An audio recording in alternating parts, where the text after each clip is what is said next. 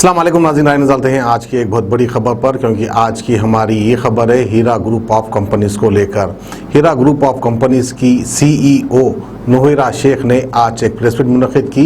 उन्होंने तफसीलात बताए कि उन्हें किस तरह से झूठे इल्ज़ामात लगाकर उनको जेल भेजा गया। वहीं पर उन्होंने सीधे सीधे बैरिस्टर असदुद्दीन अवैसी यानी AIMIM के प्रेसिडेंट बैरिस्टर असदुद्दीन अवैसी के ऊपर भी इल्ज़ाम आयद किया।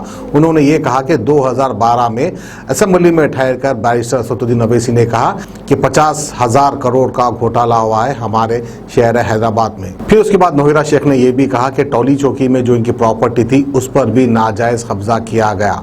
इस तरह से नोहिरा शेख ने कहा। और वहीं पर और एक इल्ज़ाम लगाया असदुद्दीन अवैसी पर कि CCS में डायरेक्ट बैरिस्टर असदुद्दीन अवैसी ने FIR करवाया इनके खिलाफ। इस तरह का इल्ज़ाम आयद किया। वहीं पर हीरा ग्रुप विक्टिम एसोसिएशन कर एक शहबाज खान चला रहे थे NGO। फिर उसके ताल्लुक से उन्होंने कहा कि शहबाज खान को इसका परमिशन किसने दिया। यानी हीरा ग्रुप ऑफ एसोसिएशन के जो कंप्लेंट्स लिखाए गए, यानी शहबाज खान के पास आकर कुल मिलाकर 29 लोगों ने कुछ कंप्लेंट लिखवाई यानी FIR करवाया था नोहिरा शेख के खिलाफ। कुल मिलाकर अब तक 29 FIR किए गए नोहिरा शेख के खिलाफ। और एक कुल मिलाकर जो स्टेट इसमें शामिल है जो है केरला है, कर्नाटक है, तेलंगाना है, इन 3 स्टेट्स में सिर्फ 29 लोग FIR करवाए हैं। नाज़रीन, मैं आपको बताता चलूं कि आज से 1 साल 1.5 साल पहले मैंने जाकर पब्लिक गार्डन में एक प्रोग्राम शूट किया था, जिसमें नोहिरा शेख के चाहने वाले ख़वातीन हमारे बहनों ने मिलकर एक एहतजाज किया था कि नोहिरा शेख को जल्द से जल्द जेल से बाहर लाया जाए। खैर, उसमें 1 नहीं 2 नहीं बल्कि सौों की तादाद में मैंने ख़वातीन हमारे बहनों को देखा था जो कि नोहिरा शेख के फेवर में थे। फिर सिर्फ 29 लोग नोहिरा शेख के खिलाफ जाने के बाद नोहिरा शेख को लगभग 2 साल 5 महीने जेल में रहना पड़ा। खैर, अब इसमें किस हद तक सच्चाई है, क्या हकीकत में नोहिरा शेख ने कोई घोटाला किया है या नहीं किया है, इसके ताल्लुक से कई सवालात हमारे जर्नलिस्टों ने किया था। तो उन्होंने वहीं पर कहा कि हमारी कंपनी के अपने ओन प्रॉपर्टीज़ है, गोल्ड्स है, ऐसे बहुत सारे इन्वेस्टमेंट है जिसके बलबूते पर जिसने भी इन्वेस्ट किया था हम उनको उनका पैसा वापस करेंगे। इस तरह से नोहिरा शेख ने कहा। वहीं पर बातों बातों में नोहिरा शेख ने यह भी कहा कि जिसने भी हमारे पास इन्वेस्ट किया है उसमें टर्म्स एंड कंडीशन जो होते हैं उस पर साइन कर उस इन्वेस्टर ने इन्वेस्ट किया है। तो उसमें साफ साफ खुले अल्फाजों में ये भी लिखा है कि बेनिफिट हो या लॉस हो, शेयर बराबर का होगा। यानी लॉस में भी आप बराबर के हिस्सेदार रहेंगे और बेनिफिट में भी बराबर के हिस्सेदार रहेंगे। इस तरह का मतलब है नोहिरा शेख का। तो बहरहाल अब कंपनी लॉस में है या कंपनी फ़ायदे में है, आने वाला वक्त बताएगा। जिस किसी ने इन्वेस्ट किया है उसको पैसा मिलेगा या नहीं मिलेगा वो आने वाला वक्त ही बताएगा। और नोहिरा शेख ने यह भी कहा कि सुप्रीम कोर्ट के ऑर्डर के मुताबिक जो डाटा सीज किया गया था नोहिरा शेख की कंपनी का, उस डाटा को वापस दे दिया जाए। अब जाहिर सी बात है, जब डाटा ओपन होगा तो कंपनी के तमाम तफसीलात आएंगे, किसने कितना इन्वेस्ट किया है। तो वहीं पर फिर नोहिरा शेख ने ये भी एक अच्छी बात बताई कि तिरुपति में इन्होंने एक कॉलेज ओपन किया था जिसमें लगभग 400 टीचर्स काम करते हैं।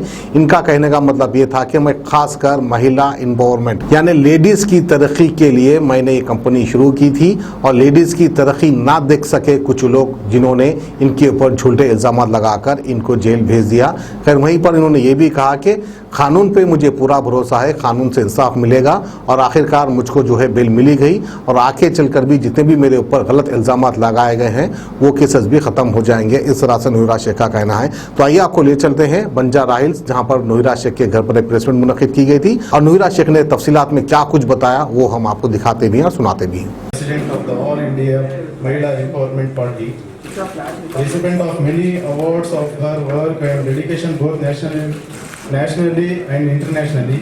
शुरू अल्लाह के नाम से जो बड़ा मेहरबान निहायत रहम करने वाला है। आप सबको मैं वेलकम और मुबारकबादी पेश करती हूँ यहाँ पर आने के लिए और इस प्रेस मीट के लिए। और ये प्रेस मीट मैंने इसलिए रखा है कि आपके जरिए इंसाफ की आवाज को लोगों तक पहुंचाने के लिए। मैं नोहिरा शेख जो 1998 से हीरा ग्रुप को स्टैब्लिश किया है और मैंने इंसानियत के हुकूक के लिए, खासकर से औरतों के हुकूक के लिए, उनको एजुकेशनल और उनको इकोनॉमिक और बहुत सारे चीज़ों में ग्रोथ करने के लिए 25 साल तक मैंने मेहनत किया है और मेहनत करके मैंने उनको इम्प्रूव किया है। नॉट ओनली एजुकेशन, हमारे वुमेन्स में खासकर से घरों में ये तकलीफ होती है कि वो हमेशा ये सोचते हैं, खासकर से मुस्लिम कम्युनिटी के जो औरतें हैं, जो महिलाएं हैं, वो ये सोचते हैं कि हमको कहीं भी कुछ नहीं करना है। तो उनको मैंने एम्पावर किया और उनको मैंने बिजनेस के प्रैक्टिसेस सिखाई और मैंने उनको बिजनेस किस तरह से करना, अपने सेल्फ पे कैसे रहना और किसी के साथ मजबूर नहीं होना, इस बात पर मैंने उनको एम्पावर किया। और मैंने 1998 में हीरा ग्रुप को स्टार्ट किया और उसके बाद कंपनी अननेचुरल नहीं, नेचुरली धीरे धीरे कंपनीज आगे बढ़े और आगे बढ़ने के बाद में कंपनीज इनकॉर्पोरेटर हुए और कंपनीज प्राइवेट लिमिटेड में और लिमिटेड में कन्वर्ट हुए और इन कंपनीज पर जो बिजनेस चलता था वो एक लीगल प्रोसेस से बिजनेस चल रहा था। और ये कंपनी खासकर से कई औरतों के लिए, इंडिया के लाखों के औरतों के लिए ये कंपनी एक कमाई का जरिया बनी थी और उनको एक जीने का जरिया बनी थी। टेक्सटाइल में, ज्वेलरी में, प्रोडक्ट में, फूड प्रोडक्ट में, सब कुछ। बस ये कंपनी बहुत स्मूथली चल रही थी। 1998 से 2008 तक इस कंपनी का ना कोई कंप्लेंट रहा, ना ये कंपनी पर कोई इल्जाम रहा। ये कंपनी स्मूथली 2018 तक ये कंपनी चलती रही। आज मैं प्रेस के जरिए से, मीडिया के जरिए से जो कुछ बातें हैं वो ये बताना चाहती हूँ, ये बहुत जरूरी है सारे हिंदुस्तान के बिजनेसमैन के लिए भी और सारे हिंदुस्तान के वुमेन्स के लिए भी और सब के लिए भी ये बहुत जरूरत है। उसके बाद में कुछ ब्लैकमेलर, कुछ सताने वाले लोग, कुछ एक्सटॉर्शन करने वाले लोग, उन्होंने इलीगल तरीके से हमसे जो डिमांड करते थे उन डिमांडों को हमने पूरा नहीं किया। तो उसके बाद वो लोग जो है कुछ एक छोटी सी बात, एक जीएसटी का छोटा सा प्रॉब्लम आने की वजह से कुछ दिनों तक कस्टमर को पेमेंट की पॉलिसी चेंज हुई। ना कंपनी ने कभी लॉस डिक्लेयर किया था, ना कंपनी ने कोई शोरूम को बंद किया था, ना कंपनी ने कोई ऑफिस को बंद किया था, ना कंपनी की सीईओ कहीं भागी थी, ना कंपनी कहीं पर गई थी। तो एक फॉल्स एलिगेशन लगाकर एक छोटा सा एफआईआर करते हैं और छोटा सा एफआईआर करके मुझे अरेस्ट कर लेते हैं विदाउट नोटिस। एक नोटिस भी नहीं दिया मुझे, क्या तुम इसको देना है क्या नहीं देना है।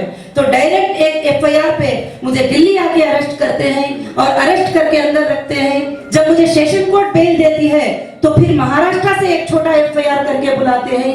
यहाँ तक के ऑफिशियल जो ईओडब्ल्यू है वो ईओडब्ल्यू के गाइडलाइंस को भी फॉलो नहीं हुए। उनके लिमिट्स क्या हैं, कितने पेमेंट पे एफआईआर कर सकते हैं, कितने फ्रॉड पर वो इन्वॉल्व हो सकते हैं, उन्होंने सोचा नहीं। 3 लाख पे, 2 लाख पे, 50,000 पे उन्होंने मुझे एफआईआर किया और टोटल इंडिया 2 साल 5 महीने मुझे जो है जुडिशियल कस्टडी में रखे और इंडिया के सबसे बड़े क्रिमिनल को भी 14 डेज से ज्यादा पीसी में रखना अलाउ नहीं है। मगर मुझे एक औरत होने के बावजूद भी 8 मंथ्स, मोर देन 8 मंथ्स जो है पुलिस कस्टडी में अंडर प्रेशर रखे। एक ही सीईओ थी, एक ही कंपनी थी, वही क्वेश्चन था, वही बात थी, मगर बार बार 14 दिन कस्टडी में लेना, 7 दिन कस्टडी में लेना। इसका मतलब ये था कि जो एक्सटॉर्शन करने वाले थे, जो इसके पीछे हैं, वो ये चाहते थे कि मैं हमेशा अंदर रह जाऊं और वो मेरे प्रॉपर्टियों पर कब्जा कर ले और प्रॉपर्टियों पर जमा कर ले। मैं ये बात बताना चाहती हूँ कि जब ईओडब्ल्यू इकोनॉमिक ऑफेंस अगर इस तरह से करने जाएंगे तो इंडिया की इकोनॉमी टूट जाएगी।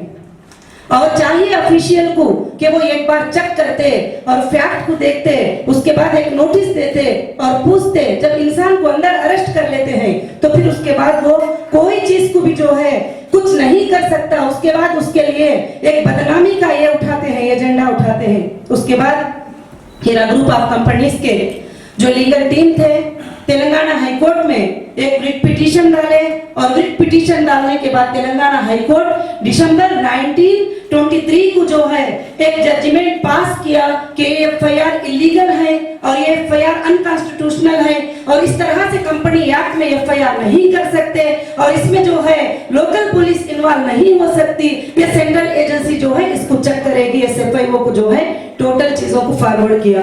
उसके बाद भी मुझे बाहर आने नहीं दिए, दूसरे स्टेट को बुलाए क्योंकि एक स्टेट में तो हो गया तो दूसरे स्टेट को बुलाओ और जब कहीं से कहीं नहीं मिलता है तो और एक एजेंसी को दे दो और एक एजेंसी को दे दो। इस तरह से कंपनी को डैमेज करने की पूरी कोशिश की। आज मैं प्रेस मीट के जरिए मेरे देश के पूरे महिलाओं को और मेरे सारे औरतों को जो एम्पावर हुए हैं, जो मेरे सारे हीरा ग्रुप के मेंबर को मैं ये खबर देना चाहती हूँ कि कंपनी कभी भी भागी नहीं है ना भागेगी और कंपनी आज भी उनके पेमेंट्स को देने के लिए रेडी है और तैयार है। और यहाँ तक कि डेटा सेंटर जबकि पुलिस को उसकी कोई जरूरत नहीं, डैमेज किया और उसको उठा कर लेके गए सारे चीजें भी। और यहाँ तक जब मुझे अरेस्ट किए तो 2 दिन में ना कोर्ट का ऑर्डर था, कुछ नहीं, पूरे शोरूम्स में जाके नोटिस लगा दिए, घरों पे नोटिस लगा दिए और बंद करा दिए। जो company more than 100 crore income tax पे करती है, जो सीईओ अरेस्ट होने से 1 महीने पहले जीएसटी पे करती है, जो कंपनी को चलाने वाली ये सब चीजें अदा करती है, कंप्लीटली जो लीगल फॉर्मेलिटीज है उसको टोटल कंप्लीट करती है। तो अगर इस तरह से 2 लाख का, 25 लाख का, 10 लाख का पेमेंट बोलकर वो भी लीगल ट्रांजैक्शन जो हुआ उस पेमेंट को लेकर अगर फ्रॉड एलिगेशन लगाकर ऐसा सीईओ को कंपनी चलाने वालों को अरेस्ट करेंगे तो इंडिया की इकोनॉमी तो टोटल टूट जाएगी। आज मेरे साथ ही नहीं, जब मैं अंदर थी तो काफी लोगों को देखा कि कंपनीज चलाने वालों के साथ, बहुत सारे लोगों के साथ भी ऐसे चीजें होते आते हैं। तो मेरा रिक्वेस्ट यही है, जो लोग कंपनीज के पीछे लगते हैं, जो एक्सटॉर्शन करते हैं, जो डिमांड करते हैं, उनको मौका ना दें। और मैं ये आवाज देना चाहती हूँ कि फाइनेंस मिनिस्ट्री तक मेरी आवाज पहुंचे कि इनके ऊपर एक स्टेप ले कि बिजनेस को गिराने के लिए, इंडियन इकोनॉमी को तोड़ने के लिए ये चीज जो है बहुत ज्यादा मुश्किल वाली होती है। तो हम सबको आराम से बिजनेस करने दें जो लीगल बिजनेस करते हैं। तो फिर अल्हम्दुलिल्लाह अल्लाह के फजल से जो है हाई कोर्ट ने ये ऑर्डर दिया। उसके बाद हमने रिट पिटीशन जनवरी 2018 को हमने सुप्रीम कोर्ट में रिट पिटीशन डाला और तमाम पार्टियों को हमने रिस्पोंडेंट बनाया और ईडी को रिस्पोंडेंट बनाया, एसएफआईओ को रिस्पोंडेंट बनाया। जो स्टेट महाराष्ट्र होम डिपार्टमेंट को, कर्नाटका होम डिपार्टमेंट को, केरला होम डिपार्टमेंट को, आंध्र प्रदेश होम डिपार्टमेंट को रिस्पोंडेंट बनाकर जब रिट पिटीशन हमने डाला तो जजेस को हमारे बिजनेस का मॉडल समझ में आया और जजेस को समझ में आया कि हम क्या बिजनेस करते थे और हम कहीं भी इलीगल वे में काम नहीं करते थे और लीगल वे में करते थे। मैं पहले भी जब अरेस्ट किए थे उस वक्त भी चैलेंज की थी कि मैं कोई गलत काम नहीं की हूँ, ना मैंने कोई स्कैम किया है, ना मैंने कोई फ्रॉड किया है। चलते हुए बिजनेस से तुमने मुझे उठाकर फ्रॉड साबित करना चाहते हो, मगर आप जितने साल चाहे इन्वेस्टिगेशन कर लो, मेरा कोई ऐसा इंटेंशन नहीं है। मैं आज भी उस बात के ऊपर कायम हूँ और बहुत ही खुशी हुई जब सुप्रीम कोर्ट ने हमारे अकाउंट को डिफ्रीज करने का, हमारे प्रॉपर्टीज को ईडी को हटाने का और ये बहुत सारे ऑर्डर सुप्रीम कोर्ट ने जब दिए तो मैं बड़ी खुशी के साथ आज ये प्रेस मीट कर रही हूँ। और आगे चलकर ये कंपनी लाखों के औरतों के लिए, लाखों के स्कूल के स्टूडेंट के लिए, लाखों के कॉलेज के स्टूडेंट के लिए, लाखों के लोगों के लिए, इंसानियत के लिए ये कंपनी जरूर से जरूर काम करेगी। और मैं सैल्यूट करती हूँ कि इंडियन कॉन्स्टिट्यूशन को, इंडियन लॉ को, कि ये जो है हमको इतना सेफ करता है कि चाहे कोई कुछ भी इल्जाम लगा ले, चाहे कोई भी कुछ चार्जशीटें डाल ले, जब तक के एविडेंसेस पेश नहीं करते वो सब के सब चीजें इनवैलिड होते हैं। और मैंने लीगल में यही देखा है कि मुझे उम्मीद थी कि मुझे इंडियन लॉ से जरूर हमारे कॉन्स्टिट्यूशन के लॉ से मुझे इंसाफ मिलेगी। आज मुझे इंसाफ मिल के रही, सेशन कोर्ट से लेकर हाई कोर्ट से लेकर सुप्रीम कोर्ट तक इंसाफ मिल के रही। और हमारी लीगल टीम का भी मैं शुक्रिया अदा करती हूँ कि जिन्होंने स्ट्रांगली इस काम को किया और फाइट किया। आज भी फाइट जो है जारी है और चल रही है। मैं आप सबसे यही गुजारिश करना चाहूंगी कि ये कंपनी आगे चलकर चलेगी और जो भी कस्टमर हमारे जो इन्वेस्टर हैं और जाना चाहते हैं कंपनी से, आज मैं उनको मुबारकबादी पेश करते हुए उनके पेमेंट्स अदा करके उनको मैं कंपनी से निकालूंगी। और दूसरी बात, जब सुप्रीम कोर्ट ने कहा कि जो लोग हीरा ग्रुप के साथ ट्रस्ट के साथ रहते हैं उनको लेकर आप बिजनेस करो, तो उसी तरह से जो लोग मेरे साथ ट्रस्ट के साथ रहते हैं मैं उनके लेकर बिजनेस करूंगी और कंपनी और न्यू पॉलिसीज लाएगी और कंपनी और भी ज्यादा तेजी रफ्तार से ये कंपनी चलेगी। जो हमारे माल 2 साल 5 महीने बंद करके रखे, तो मैं यही पूछना चाहती हूँ कि ये लास्ट के कौन जिम्मेदार है? जो एक छोटा सा फॉल्स एलिगेशन लगाकर अंदर रखकर आप पूरे चीजों को ब्रेक कर देना चाहते हो, इसके जिम्मेदार कौन है? किसने अधिकार दिया हमारे शोरूमों को बंद करने का? किसने अधिकार दिया कि हमारे चीजों को स्टॉप करने का? और अरेस्ट तो कर लिए, मगर तुम प्रूफ करके बाद में करते तो अलग बात थी। मगर आज जो हमारे जो जॉबलेस लोग हो गए और कंपनी में पार्ट टाइम जॉब करने वाले, रेगुलर जॉब करने वाले, कंटिन्यू जॉब करने वाले मोर देन 20,000 स्टाफ थे। 20,000 स्टाफ की सैलरी कौन देने वाला था? आज उनके घरों के हालात क्या होंगे? और लाखों के लोग इस कंपनी के जरिए से मंथली प्रॉफिट के जरिए से उनकी जिंदगी जो गुजरती थी, आज उनको जो है कौन रिस्पांसिबल होगा? उनके तकलीफ का, उनकी परेशानी का कौन जो है जिम्मेदारी होगा? मैं यही बात आप सबके जरिए जो है मीडिया के जरिए पहुंचाना चाहती हूँ कि सारे इंडिया की औरतों को मैं ये बात बताना चाहती हूँ कि आप पर कभी भी इलीगल हरासमेंट हो तो आपको डरने की जरूरत नहीं है। आप स्ट्रांगली फाइट करोगे तो कोर्ट्स हमारे साथ है, लॉ हमारे साथ है, लॉ में इंसाफ है। आज भी लॉ इंसाफ करती है। मुझे बहुत सारे लोगों ने बताया आप कैसे इंसाफ होगी, आप तो मुसलमान है, आपके मेंबर भी मुसलमान है, आपके फलाने भी मुसलमान है, मुसलमान को कैसे इंसाफ मिलेगी? मैंने कहा नहीं, हम हिंदुस्तान के नागरिक हैं, हम सेकुलर कंट्री में हैं, मुसलमान को, हिंदू को, सारे लोगों को बराबरी का हक है, जरूर मुझे इंसाफ मिलेगी। वो मेरा कॉन्फिडेंस और भी बढ़ गया कि जरूर हम सबको इंसाफ मिलेगी। तो मैं यही आवाज देना चाहती हूँ कि लीगल वे से हमको जरूर से जरूर इंसाफ मिली है। और मैं ये भी रिक्वेस्ट करना चाहती हूँ, इस कंपनी को डैमेज करने के पीछे कौन है उनका इन्वेस्टिगेशन करो। ये फॉल्स एफआईआर कराने के पीछे कौन है उनका इन्वेस्टिगेशन करो। ये एफआईआर जो करवाए ये कौन थे, किसके लिंक में थे, उनका इन्वेस्टिगेशन करो। आज जो है नाहक से जो भी लोग अगर इस तरह से जो बिजनेस करने वालों को 100 करोड़ इनकम टैक्स पे करने वालों को अगर उठाते चले जाएंगे छोटे छोटे लोगों की बात को मानकर, तो फिर तो इंडिया की इकोनॉमी तो टूट जाए। डैमेज किया और उसको उठाकर लेके गए सारे चीजें भी। और यहाँ तक जब मुझे अरेस्ट किया तो 2 दिन में ना कोर्ट का ऑर्डर था, कुछ नहीं, पूरे शोरूम्स में जाके नोटिस लगा दिए, घरों पे नोटिस लगा दिए और बंद करा दिए। जो company more than 100 crore income tax पे करती है, जो सीईओ अरेस्ट होने से 1 महीने पहले जीएसटी पे करती है, जो कंपनी को चलाने वाली ये सब चीजें अदा करती है, कंप्लीटली जो लीगल फॉर्मेलिटीज है उसको टोटल कंप्लीट करती है, तो अगर इस तरह से 2 लाख का, 25 लाख का, 10 लाख का पेमेंट बोलकर, वो भी लीगल ट्रांजैक्शन जो हुआ उस पेमेंट को लेकर अगर फ्रॉड एलिगेशन लगाकर ऐसा सीईओस को, कंपनी चलाने वालों को अरेस्ट करेंगे तो इंडिया की इकोनॉमी तो टोटल टूट जाएगी।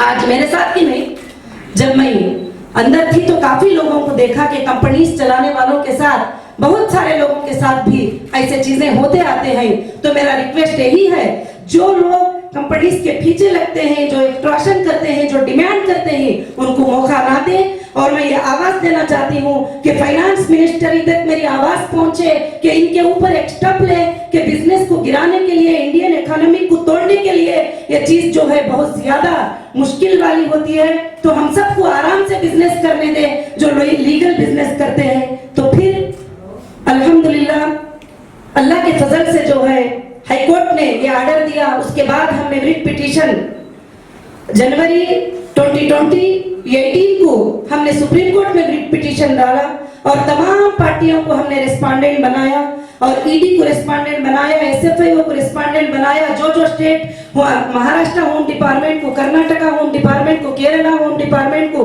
आंध्र प्रदेश होम डिपार्टमेंट को रिस्पोंडेंट बनाकर जब रिट पिटीशन हमने डाला तो जजेस को हमारे बिजनेस का मॉडल समझ में आया और जजेस को समझ में आया कि हम क्या बिजनेस करते थे और हम कहीं भी इलीगल वे में काम नहीं करते थे और लीगल वे में करते थे। मैं पहले भी जब अरेस्ट किए थे उस वक्त भी चैलेंज की थी कि मैं कोई गलत काम नहीं की हूँ, ना मैंने कोई स्कैम किया है, ना मैंने कोई फ्रॉड किया है। चलते हुए बिजनेस से तुमने मुझे उठाकर फ्रॉड साबित करना चाहते हो, मगर आप जितने साल चाहे इन्वेस्टिगेशन कर लो, मेरा कोई ऐसा इंटेंशन नहीं है। मैं आज भी उस बात के ऊपर कायम हूँ और बहुत ही खुशी हुई जब सुप्रीम कोर्ट ने हमारे अकाउंट को डिफ्रीज करने का, हमारे प्रॉपर्टीज को ईडी को हटाने का और ये बहुत सारे आर्डर सुप्रीम कोर्ट ने जब दिए तो मैं बड़ी खुशी के साथ आज ये प्रेस मीट कर रही हूँ। और आगे चलकर ये कंपनी लाखों के औरतों के लिए, लाखों के स्कूल के स्टूडेंट के लिए, लाखों के कॉलेज के स्टूडेंट के लिए, लाखों के लोगों के लिए, इंसानियत के लिए ये कंपनी जरूर से जरूर काम करेगी। और मैं सैल्यूट करती हूँ कि इंडियन कॉन्स्टिट्यूशन को, इंडियन लॉ को, कि ये जो है हमको इतना सेफ करता है कि चाहे कोई कुछ भी इल्जाम लगा ले, चाहे कोई भी कुछ चार्जशीटें डाल ले, जब तक के एविडेंसेस पेश नहीं करते वो सब के सब चीजें इनवैलिड होते ही। और मैंने लीगल में यही देखा है कि मुझे उम्मीद थी कि मुझे इंडियन लॉ से जरूर हमारे कॉन्स्टिट्यूशन के लॉ से मुझे इंसाफ मिलेगी। आज मुझे इंसाफ मिल के रही, सेशन कोर्ट से लेकर हाई कोर्ट से लेकर सुप्रीम कोर्ट तक इंसाफ मिल के रही। और हमारी लीगल टीम का भी मैं शुक्रिया अदा करती हूँ कि जिन्होंने स्ट्रांगली इस काम को किया और फाइट किया। आज भी फाइट जो है जारी है और चल रही है। मैं आप सबसे यही गुजारिश करना चाहूंगी कि ये कंपनी आगे चलकर चलेगी और जो भी कस्टमर हमारे जो इन्वेस्टर हैं और जाना चाहते हैं कंपनी से, आज मैं उनको मुबारकबादी पेश करते हुए उनके पेमेंट्स अदा करके उनको मैं कंपनी से निकालूंगी। और दूसरी बात, जब सुप्रीम कोर्ट ने कहा कि जो लोग हीरा ग्रुप के साथ ट्रस्ट के साथ रहते हैं उनको लेकर आप बिजनेस करो, तो उसी तरह से जो लोग मेरे साथ ट्रस्ट के साथ रहते हैं मैं उनके लेकर बिजनेस करूंगी। और कंपनी और न्यू पॉलिसीज लाएगी और कंपनी और भी ज्यादा तेजी रफ्तार से ये कंपनी चलेगी। जो हमारे मार्ट 2 साल 5 महीने बंद करके रखे, तो मैं यही पूछना चाहती हूँ कि ये लाश के कौन जिम्मेदार है? जो एक छोटा सा फॉल्स एलिगेशन लगाकर अंदर रखकर आप पूरे चीजों को ब्रेक कर देना चाहते हो, इसके जिम्मेदार कौन है? किसने अधिकार दिया हमारे शोरूमों को बंद करने का? किसने अधिकार दिया कि हमारे चीजों को स्टॉप करने का?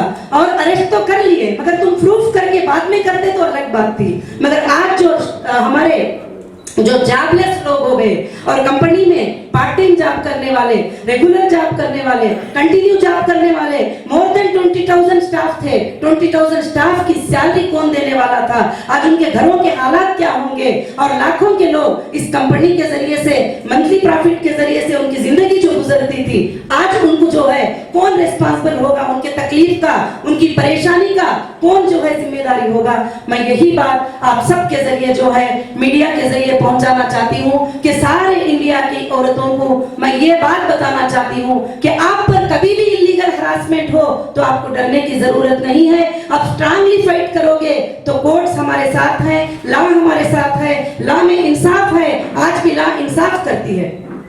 मुझे बहुत सारे लोगों ने बताया आप कैसे इंसाफ होगी, आप तो मुसलमान है, आपके मेंबर भी मुसलमान है, आपके फलाने भी मुसलमान है, मुसलमान को कैसे इंसाफ मिलेगी? मैंने कहा नहीं, हम हिंदुस्तान के नागरिक हैं, हम सेकुलर कंट्री में हैं, मुसलमान को, हिंदू को, सारे लोगों को बराबरी का हक है।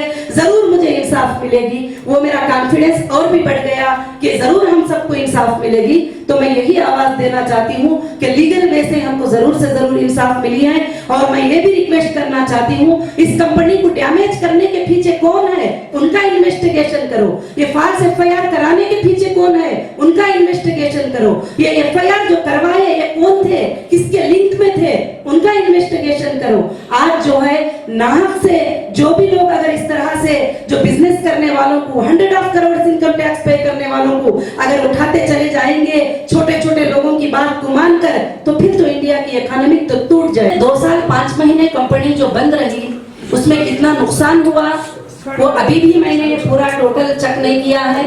और अभी शोरूम्स वगैरह सब खुले हैं। और मगर मुझे ये बात पता चली है, जिन लोगों ने मुझे फॉल्स एलिगेशन लगा के अंदर रखा वो लोग बगैर इजाजत के डोर्स तोड़कर गए ही, कुछ चीजें लेके गए ही, बहुत सारे चीजों को डैमेज भी किया है। अभी मैं टोटली चेक करके एक रिपोर्ट सुप्रीम कोर्ट को सबमिट करूंगी, सुप्रीम कोर्ट उसका फैसला करेगी। मगर उस नुकसान से हमारे कस्टमर पर, कोई भी इन्वेस्टर पर इफेक्ट नहीं पड़ेगा, ये मैं गारंटी कहती हूँ। प्लीज आप एक एक सवाल करिए, मैं ताकि तुमको आसान से जवाब दे सकूं।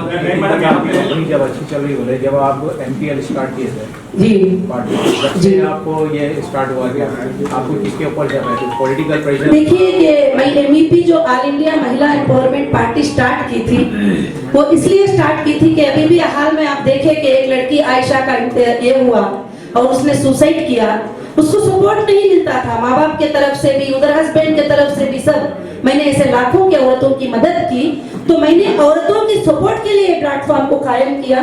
कुछ पॉलिटिशियन को ये बहुत ही बुरा लगा कि मैं औरतों को लेकर एक पार्टी को कायम किया और पार्टी का नाम भी महिला एम्पावरमेंट पार्टी और जस्टिस फॉर ह्यूमैनिटी मैंने स्लोगन रखा। और मैं उस वादे पर, उस चीज के ऊपर जो है मैं खड़ी रहूंगी और मैं महिलाओं के लिए, जस्टिस के लिए पूरी जिंदगी फाइट करूंगी।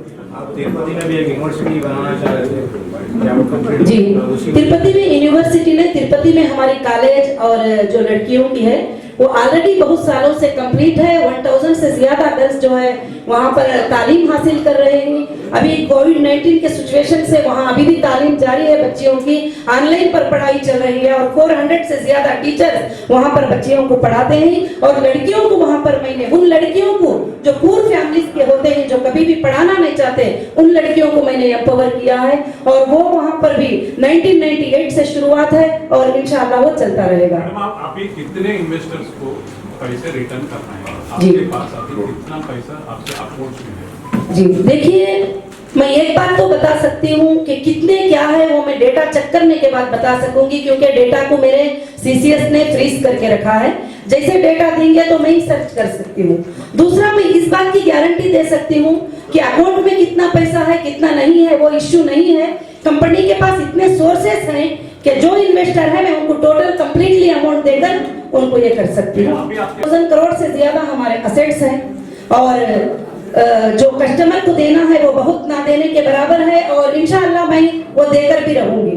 भले ही वो असेट्स हम खरीदे थे तो उस वक्त 1 रुपया था, मगर आज उसके वैल्यूज जो है बहुत बढ़ चुके हैं और वो वैल्यूज को हम इंशाअल्लाह ये करेंगे। और दूसरी बात, जो भी मार्ट्स बने हैं वो हमारे ओन है, जो भी ऑफिसेस हैं वो हमारे ओन है, कहीं भी हमारी रेंटल लीज ऑफिसेस नहीं है, उसमें मेरे कस्टमर को मैं सेटिस्फाई कर सकती हूँ और उनको पूरा पेमेंट्स मैं अदा कर सकती हूँ। अभी तो पूरे आपके प्रॉपर्टीज जब्त कर दिए, तो अभी आप बेचना चाहें तो भी नहीं कर सकते? जी, जब्त कर लिए और काफी प्रॉपर्टीज को सुप्रीम कोर्ट ने रिलीज कर दिया है और बाकी का और भी एक फाइनल आर्ग्यूमेंट इंशाअल्लाह होगा और मुझे इंसाफ मिलेगी। मुझे ये मालूम है क्यों कि जब हम देना नहीं चाहेंगे तो जब दूसरों को बेचने की इजाजत मिलती है, जब हम खुद देना चाहते हैं, देने वालों का पेमेंट कितना है वो सुप्रीम कोर्ट के नजर में है। हमने सुप्रीम कोर्ट को टोटल बातें सबमिट किया है तो इंशाअल्लाह हमें उम्मीद है कि टोटली हमें रिलीफ मिल जाएगा। मैडम, ये 5000 करोड़ जो है ओनली इन तेलंगाना है आपके एसेट्स? हाँ जी, ओनली इन तेलंगाना। जी। अक्रॉस द कंट्री कितने रहेंगे मैडम? अक्रॉस द कंट्री बहुत सारे रहेंगे, मैं अभी टोटली चेक करके नहीं बता सकती। अब्रॉड में क्या रहेंगे? अब्रॉड इन्वेस्टमेंट्स हैं? नहीं, अब्राड का कुछ भी इधर नहीं है। आप ईडब्ल्यू के ऊपर बोले कि उनके पास कोई सबूत नहीं मिला, जी। कोर्ट के ऑर्डर के बाद एफआईआर होते गए, जी। तो क्या इसका इल्जाम आप यहाँ पर तेलंगाना से महमूद अली को देते हैं और नेशनल में हमारे यूनियन गवर्नमेंट अमित शाह इसके पीछे है और ईडब्ल्यू के पीछे क्या निर्मला सीतारमन आपके पीछे लगे हैं? कौन लगे आपके पीछे? जी देखिए, मैं ये बात तो मैं ये नहीं कह सकती कि कौन मेरे पीछे लगे हैं। कुछ नॉर्मली पॉलिटिकल लीडर्स हैं, उन्होंने ये प्रेशर डलवाकर ये काम किया है और मैं किसी पर इल्जाम देना नहीं चाहती। मैं ये चाहूंगी, एक रिक्वेस्ट करना चाहूंगी कि वो एक बार चेक करें, ऐसे गलतियों को दोबारा ना होने दें और इंडियन इकोनॉमी को ग्रोथ करने से, वो इंडियन इकोनॉमी गिरने से उसकी हिफाजत करें।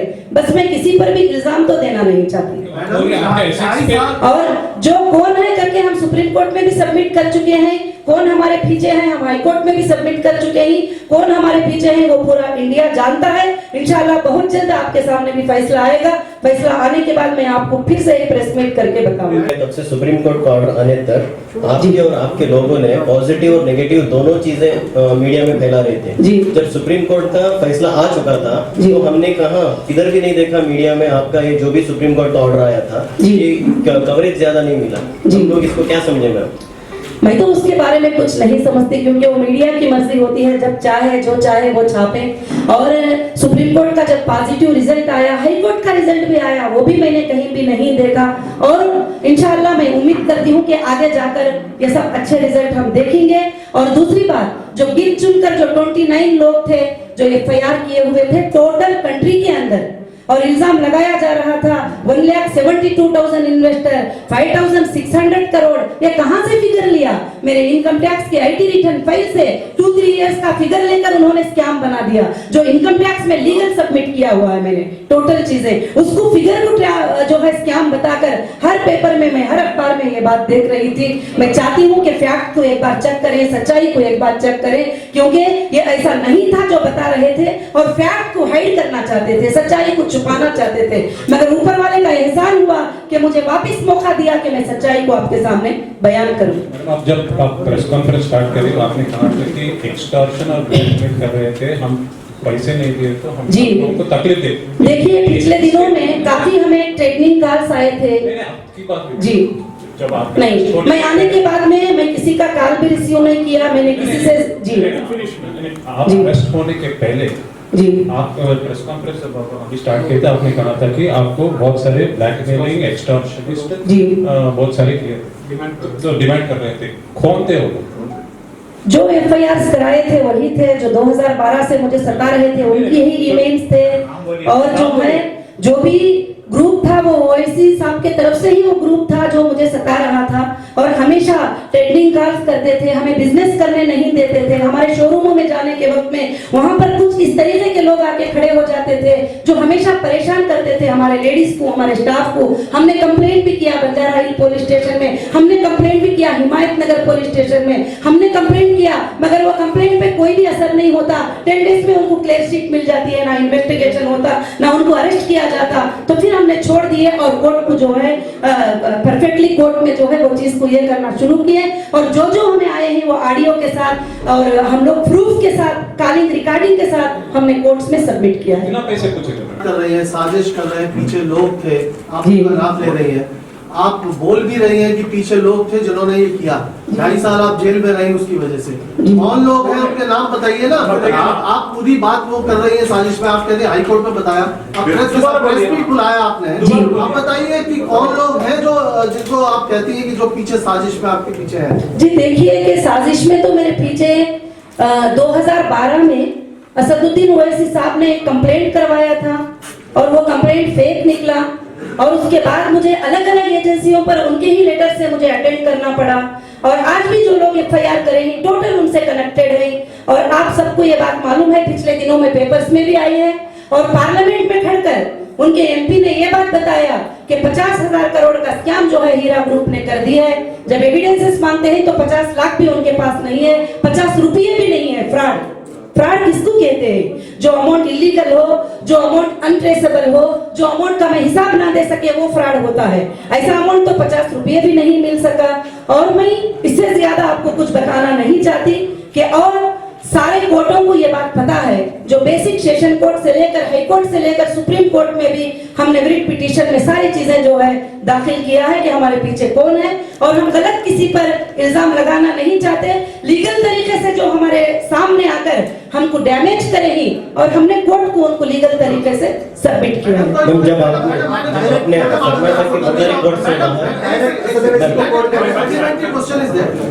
असदुद्दीन ओवैसी और उनके लोगों ने ये किया, उनके क्या इंटरेस्ट थे इसके पीछे जिसकी वजह से वो आपके पीछे पड़े हुए थे? देखिए इंटरेस्ट तो आप देखते हैं कि जैसे हमारी टौली चौकी की लैंड है, जो बहुत बड़ी एक लैंड है, उसके ऊपर में अरेस्ट होने के बाद ईडी के अटैचमेंट के बाद उस पर बड़े बड़े बिल्डिंग कंस्ट्रक्शन हो गए। क्यों? उनके ही एरिया में हुए। बाकी मेरे प्रॉपर्टीज बंजारा हिल में है, बाकी मेरे ऑफिसेस बंजारा हिल्स में है, बाकी मेरे प्रॉपर्टीज कुकटपल्ली में है, बाकी मेरे प्रॉपर्टीज हर जगह ही। वहां पर कोई हिम्मत नहीं कर सके डोर के तरफ नजर भी उठाने की, मगर उनके एरिया में जो है वहां पर मेरे घरों में घुसे, और जैसे एचएस रेसिडेंसी है और बहुत सारे जगह पर वहां पर मेरे चीजों पर जुल्म के साथ जो है उस पर प्रॉपर्टीज पर कंस्ट्रक्शन किया गया, बहुत सारे जुल्म हुए। और मैं जो अंदर जो तकलीफ पहुंची है वो मैं आपके सामने खुलकर नहीं बता सकती। जो उतनी तकलीफ मुझे 2012 से लेकर 2018 तक जो दिए, और 2018 से 2021 तक जो तकलीफ को मैं फेस की हूँ वो सिर्फ मेरा अल्लाह जानता है और मैं जानती हूँ। और आप समझ सकते हैं कि एक औरत पर इतना बड़ा प्रेशर होगा तो उसके लिए कैसी तकलीफ होगी। मैडम, आपका कहना है कि इसके उसके पीछे जी केरला में है मुझे देखो उनके पीछे मैंने कभी नहीं सोचा था कि वो मेरे पीछे होंगे, मगर उनके लीगल एफआईआर, उनका साइन, उनके डॉक्यूमेंट्स, उनके परफेक्ट चीजें देख करके, जैसे एफआईआर में कहते हैं इनको चेक करो, ये कंपनी ऐसी है, ये फ्रॉड है, फलाना है। अब जहां एफआईआर कराते हैं वो सारे एरियाज में उनके लोग होते हैं, और वहां पर मुझे गलत बातें जो बैठकर यूट्यूब पे बदनाम करते हैं वो लोग भी उनके लोग हैं। तो जब मैं फाइनल यही करूंगी, जो मेरे सामने नहीं है मैं उन पर किसी पर भी इल्जाम लगाना नहीं चाहती। जब आपको अरेस्ट किया गया तब से सुप्रीम कोर्ट का ऑर्डर से रिजाइन कर चुके हैं। जी हीरा गोल्ड विक्टिम एसोसिएशन जो बनाए थे उन्होंने रिजाइन कर दिया, तो आपसे कुछ बातचीत हुई थी? जी मुझे कुछ भी मेरे से बातचीत नहीं हुई, और कौन रिजाइन किए हैं, कौन विक्टिम एसोसिएशन मुझे पता भी नहीं, क्योंकि विक्टिम एसोसिएशन रखने का परमिशन कौन सी एजेंसी से मिला है? जब एजेंसीज लोगों को बुला रहे हैं, गवर्नमेंट के ऑफिसर्स लोगों को बुला रहे हैं, तो विक्टिम एसोसिएशन आप किसी के भी नाम का लेकर लोगों को यूज करके खोले तो आज कोर्ट में फैसला होगा उस बात का, इंसाफ होगी कोर्ट में उस बात की कि गलत तरीके से जो लोग विक्टिम एसोसिएशन बनाकर लोगों को पैनिक क्रिएट करके लोगों को गलत मैसेज देके जो किए वो सारा डेटा हमारे पास है, कोर्ट में क्लियर होगा ये matter. Supreme court has given unconditional bail. जी बिल्कुल, जो है उसके पहले जो है मैं वीकली जो जाकर साइन कर रही थी उस पर मैं बात किया, जो कंडीशन सुप्रीम कोर्ट ने मुझे दिया था इससे पहले वाले ऑर्डर में। अभी इस बार के ऑर्डर का मैं नहीं कर रही हूँ बात। आपने जो बताया कि ये एक्सटॉर्शन के कॉल और ये सारी चीजें आई और ओवैसी और उनके मीडिया ने किया आपको, इसके पीछे क्या एक्सटॉर्शन ही ओनली मोटिव है या कोई पॉलिटिकल मोटिव भी था? पॉलिटिकल मोटिव भी है, क्योंकि उनको कभी कभी ऐसा वो इनसिक्योर फील करते हैं कि एक मुस्लिम महिला इतने आगे कैसे बढ़ सकती है, एक मुस्लिम महिला बिजनेस में इतना आगे कैसे जा सकती है, एक बुर्का पहनकर एक औरत ऐसे कैसे आगे बढ़ सकती है, जबकि कुछ लोगों की सोच ऐसी है कि औरत आगे नहीं आ सकती, औरत स्टेज पे नहीं आ सकती, औरत अपना काम नहीं कर सकती, सिर्फ मर्द ही काम कर सकते हैं। तो ऐसे लोगों को तकलीफ हुई, मगर आज भी देश में मेरे काफी भाइयां मेरे साथ हैं जो एक बहन की इज्जत करने वाले, एक माँ की इज्जत करने वाले, एक बेटी की इज्जत करने वाले, उन भाइयों के सपोर्ट से, उन बहनों के सपोर्ट से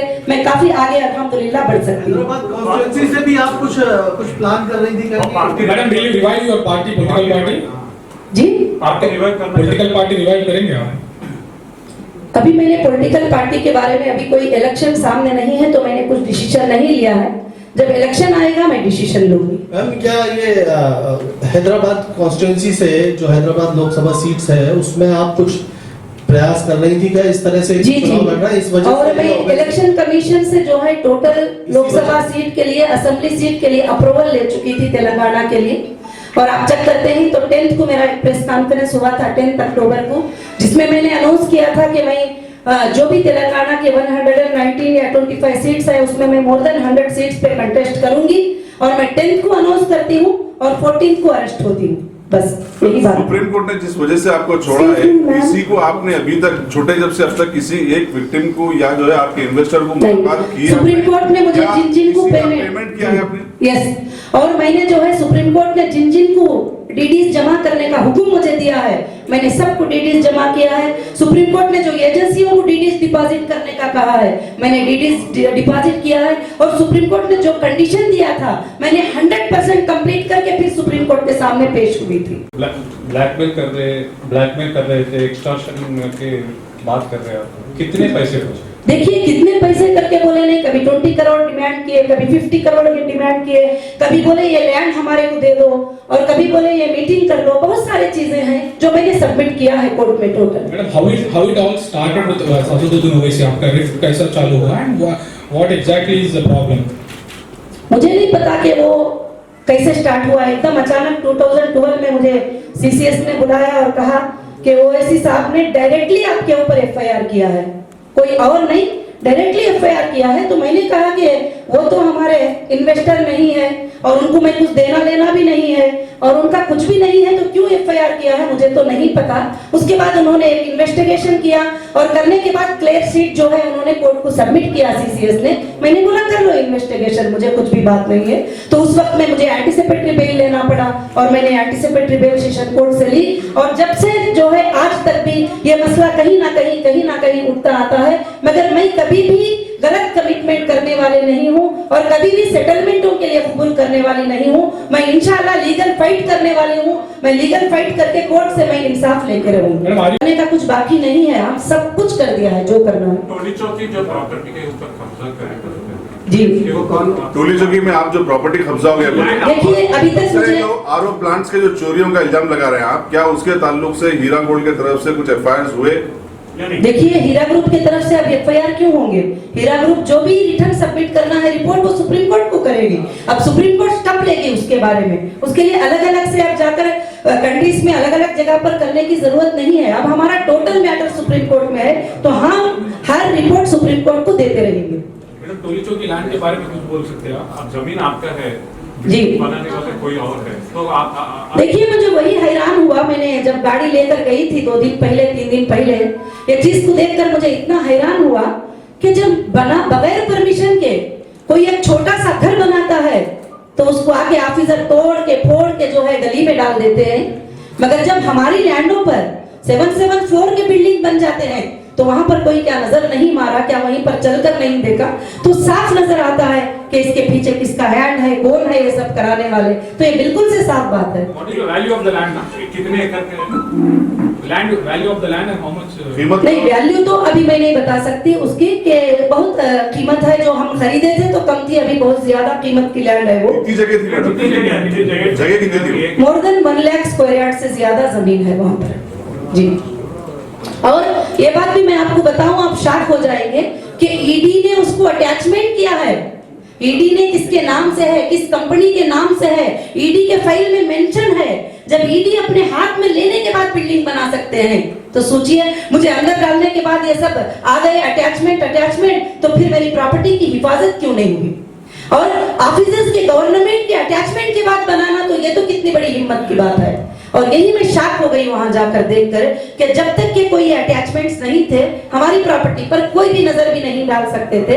मुझे जेल में रखकर और मुझे अंदर रखकर जो है हमारे प्रॉपर्टियों पर बना रहे थे, वो भी ईडी के अटैचमेंट के बाद। ईडी जिस दिन अटैचमेंट की है टोटली प्रॉपर्टी हीरा रिटेल हैदराबाद प्राइवेट लिमिटेड के नाम से, हीरा गोल्ड एक्सिम लिमिटेड के नाम से वो प्रॉपर्टीज हैं और उसके ऊपर बनाया जा रहा है कंस्ट्रक्शन, तो ईडी के अटैचमेंट के बाद बनाया जा रहा है। आप सोचिए। तो आपका कहना है कि ऑफिसर्स और जो पॉलिटिशियन के ऊपर आप देखिए कहीं ना कहीं जो है, कहीं ना कहीं ऑफिसर्स को या ऑफिशियल्स को या तो प्रेशर्स होगा या नहीं तो ऐसा पॉसिबल नहीं है बिल्कुल, क्योंकि कोई अटैचमेंट के बाद बिल्डिंग बना ले और वो देखकर बिल्कुल खामोश रह जाए। तो आपका कहना है कि मिक्सस है? बिल्कुल, हमने सबमिट कर दिया है, ये भी रिपोर्ट्स हमने सबमिट किया है, टोटली एवरीथिंग हमने कोर्ट को सबमिट किया है। अब कोर्ट इंसाफ करेगी हमारे लिए। आपको सिक्योरिटी थ्रेट है क्या? देखिए मैं सिक्योरिटी थ्रेट के बारे में तो नहीं बता सकती, मगर हालात जो है वो सब आप समझ सकते हैं अच्छे तरीके से। और ऐसा थ्रेट भी है तो कोर्ट है, कोर्ट को हम अप्रोच हो जाएंगे। टोटल एफआईआर कितने हैं आपके? टोटल 29 एफआईआर इंडिया के अंदर थे, केरला, महाराष्ट्र और तिरुपति आंध्र प्रदेश और तेलंगाना और जो है कर्नाटका, इतने जगह पर टोटल 29 एफआईआर थे। अगर वो 29 लोगों की प्रोफाइल चेक कर लेंगे वो कौन है तो बिल्कुल मैटर एकदम क्लियर समझ में आ जाएगा। कोर्ट्स को ये समझ में आ चुका। प्रेस मीट ये हीरा ग्रुप के बारे में है, तो हीरा ग्रुप के बारे में आप थोड़ा ज्यादा बताएंगे तो अच्छा रहेगा इन्वेस्टर्स के लिए। जी, आप गुजारिश करती हूँ कि ऑफिशियल सबसे पहले परफेक्ट स्टडी करे एक केस करने के लिए कि क्या उसके फॉर्मेलिटीज है, उसको कंप्लीट करें, उसको नोटिस दें, उसको पूछे और उसको बुलाए। और हीरा ग्रुप ना कभी भागी थी ना भागने वाली है। इंशाल्लाह अब जो भी मेरे मेंबर्स हैं वो भी सवाल कर रहे हैं, लोग कैसे पे करेंगे, क्या सोर्सेस है, उनके अकाउंट में इतना है, उनके अकाउंट में उतना। एक रनिंग बिजनेस जब होता है तो पेमेंट बिजनेस के ऊपर लगता है, पूरी दुनिया जानती है, और अकाउंट में पैसे पड़े नहीं होते हैं। और दूसरी बात कि कंपनी के पास सोर्सेस हैं, कंपनी के पास प्रॉपर्टीज है, कंपनी के पास गोल्ड है, कंपनी के पास सब चीजें हैं। जिस तरह चाहे हम अपने कस्टमर को सेटल करेंगे और हमारे कस्टमर को हम देने के लिए तैयार हैं। सुप्रीम कोर्ट को ये वादा हमने किया है, ये अंडरटेकिंग हमने दिया है, और ऑलमोस्ट सुप्रीम कोर्ट ने जहां जहां चेक और डिपॉजिट करने का हमें हुक्म दिया था वो हमने कर दिया है ऑलरेडी। और बाकी के जो भी रनिंग में आएंगे जाएंगे हम उनको देने के लिए बिल्कुल से बिल्कुल तैयार है। और आज की ये प्रेस मीट ये सिर्फ बिजनेस के लिए नहीं, जो नाहक से लोगों को सताती, उनको इंसाफ के लिए, और जो औरत को दबाने की कोशिश करती कि एक औरत है इसको कुछ भी कर लो, पॉलिटिकल इन्फ्लुएंस यूज करके जो भी चाहे कर लो, तो सारे औरतों के लिए मैं आवाज देती हूँ कि आपके ऊपर कभी भी ऐसे हालात आए तो आप कमजोर नहीं होना और आप टांगली खड़े रहना के ला आपके साथ जो है जरूर से जरूर इंसाफ करेंगे। ला में आप बिल्कुल से बिल्कुल सेफ हैं। तो मैं यही गुजारिश सबसे करना चाहती हूँ और मैं मीडिया का सबका भी शुक्रिया अदा करना चाहती हूँ जो हमारे इनविटेशन पर यहाँ पर आप आए, और मैं उम्मीद करूंगी कि मेरी आवाज को आप पूरे वर्ल्ड में पहुंचाएंगे और इंडिया में पहुंचाएंगे और पूरी दुनिया में आवाज को पहुंचाकर और महिलाओं को एक ताकत, हमारे देश के माओं को, हमारे देश के बेटियों को, हमारे देश के बहनों को एक ताकत देंगे जरूर से। क्योंकि मुझे जो हालात गुजरे, उन हालात को देखने के बाद जो औरतें लाखों के मुझे देखकर एम्पावर हुए थे वो थोड़ा कमजोर पड़ गए थे। मैं चाहती हूँ कि आपके जरिए उनके अंदर एक ताकत आ जाए और उनके अंदर एक हिम्मत आ जाए। Thank you so much. A1 township की एक और नई पेशकश, जहांगीर पीर दरगाह से 2 किलोमीटर पहले मल्टीनेशनल कंपनीज के करीब, जो कि बिल्कुल आबादी से लगा हुआ, बेंगलोर हाईवे से सिर्फ 5.5 किलोमीटर, बीटी रोड से लगा हुआ, तमाम डेवलपमेंट के साथ 5,50,000 में 100 गज का प्लॉट। A1 टाउनशिप में आपका ये छोटा सा इन्वेस्टमेंट आपका और आपके बच्चों का मुस्तकबिल बदल सकता है। आज ही तशरीफ लाएं और A1 टाउनशिप के इस प्रोजेक्ट से फायदा उठाएं। Office at pillar number 235 opposite fisheries department, Rajendra Nagar, Hyderabad.